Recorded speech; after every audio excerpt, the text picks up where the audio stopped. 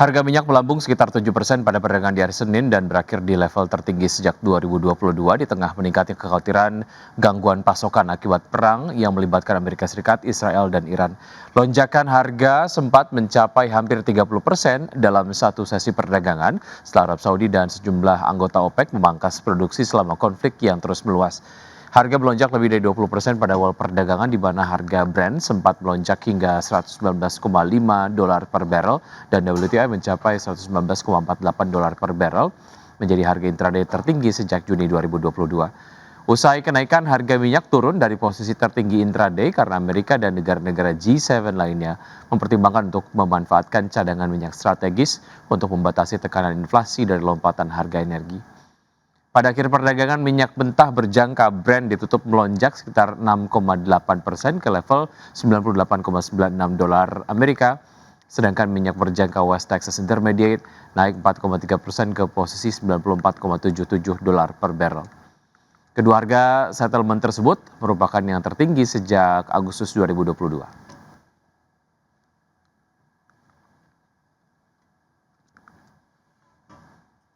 Ya, memanasnya konflik di Timur Tengah memaksa Bank Sentral Global meninjau ulang arah kebijakan moneter. Selain menyebut situasi ini dapat menjadi ujian baru bagi ketahanan ekonomi global, Dana Moneter Internasional atau IMF mengingatkan para pembuat kebijakan untuk bersiap menghadapi kemungkinan terburuk. Memanasnya konflik di Timur Tengah memaksa bank sentral di berbagai negara meninjau ulang arah kebijakan moneternya.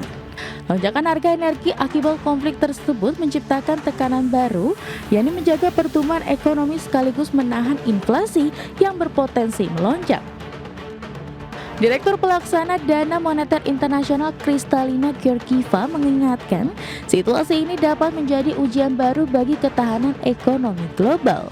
Ia mengatakan para pembuat kebijakan harus memikirkan kemungkinan terburuk dan bersiap menghadapinya. IMF memperkirakan kenaikan harga minyak sebesar 10% dan bertahan sepanjang tahun dapat mendorong inflasi global naik sekitar 0,4 poin persentase.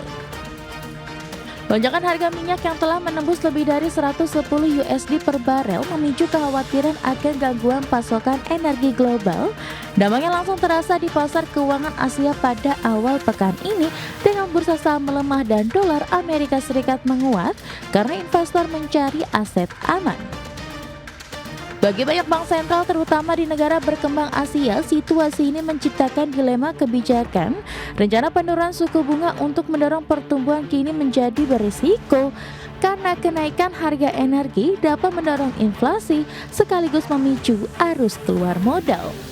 Berbagi sumber, IDX Channel.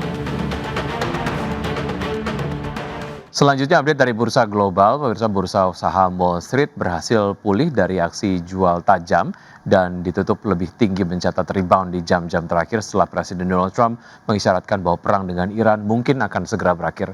Ketiga indeks utama mengalami pemulihan di menit-menit terakhir setelah Trump mengatakan perang tersebut jauh lebih cepat dari perkiraan awal yang berkisar 4 hingga 5 minggu.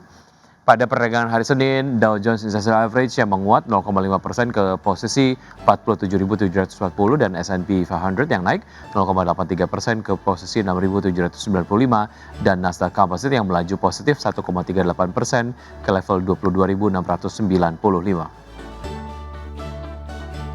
Sementara itu dari bursa ekuitas Eropa berakhir di zona merah setelah sempat menyentuh level terendah dalam lebih dari 2 bulan. Tekanan terhadap pasar muncul akibat lonjakan harga minyak yang memicu kekhawatiran inflasi di tengah konflik Timur Tengah yang belum menunjukkan tanda-tanda mereda. Stoxx 600 ditutup terkoreksi 0,63% ke level 594,92. DAX Jerman melemah 0,77% ke posisi 23.409 dan FTSE 100 Inggris turun 0,34% ke level 10.249.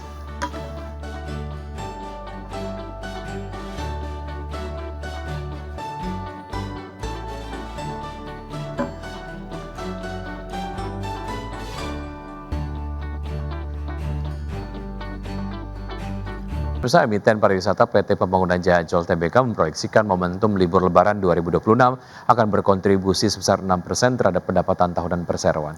Ya, Corporate Communication PT Pembangunan Jaya Ancol Tbk, Daniel Widrian Moko, mengungkapkan bahwa perseroan menetapkan periode libur lebaran pada 19 Maret sampai 3 April 2026.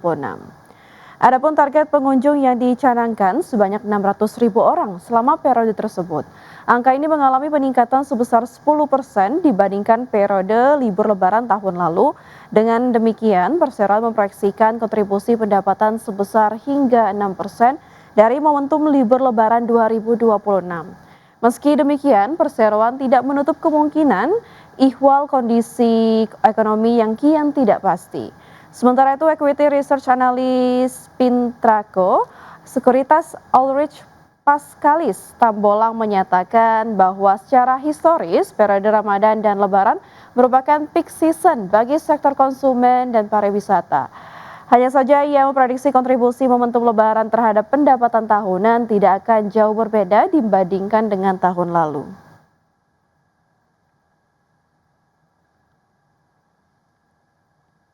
Pemirsa, kontribusi bisnis batubara PT TBS Energi Utama Tbk atau TOBA terus menyusut seiring strategi perusahaan beralih ke bisnis hijau. Ya, sepanjang 2025 perusahaan menata ulang portofolio usaha dengan memperkuat sektor pengelolaan limbah, energi terbarukan, dan kendaraan listrik.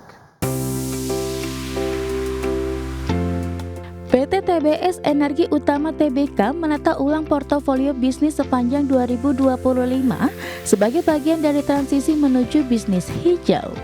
Salah satunya dengan menuntaskan akuisisi Bemsker Environment yang kini beroperasi dengan nama Cora Environment di Singapura.